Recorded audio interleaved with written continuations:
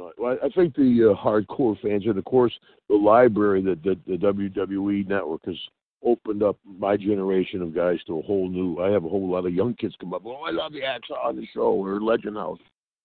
The network is great, and they get all the libraries. But I don't know what percentage of WWE Hall of Fame guys came through Mid-South, but an awful lot of them. It was a great training territory because you'd wrestle 9-10 times a week. You know, a lot of traveling, but, you know, we were all a bunch of young guys, and you go to Shreveport and you'd do a show and you'd party. You drive down to New Orleans, you'd do a show and you'd party. Over to you. I mean, we were just a bunch of young guys having fun on the road. But there was not only a great place to learn to wrestle, but Bill Watts was very critical of your interviews. So you learned to talk on the microphone, too, which is a lost art nowadays. You know, but he would not have you do one generic interview. He would have you do interview after interview till you got it right.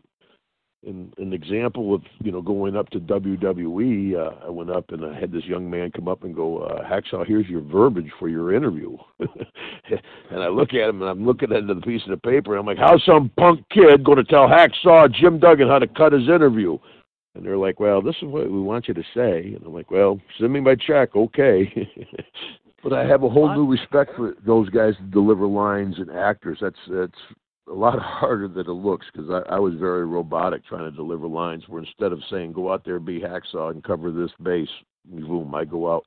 I was losing all my mannerisms, my hacksawness, trying to remember lines. So, but that's a new generation and a new wrinkle to the business.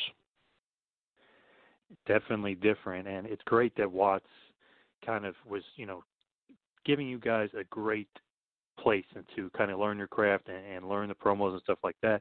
But with Mid-South, some of those feuds were just amazing. Your feud with Ted DiBiase, 1985 Feud of the Year. We had Ted on about not too long ago, and he said the best gimmick match ever was your Loser Leaves Town match versus him. Oh, yeah, inside the steel cage with a coal miner's glove, dressed in tuxedos. And I always said, Ted DiBiase may be the greatest technical wrestler in the sport, but he can't fight a lick. And when you're in the ring with Hacksaw, it's going to be a fight, DiBiase.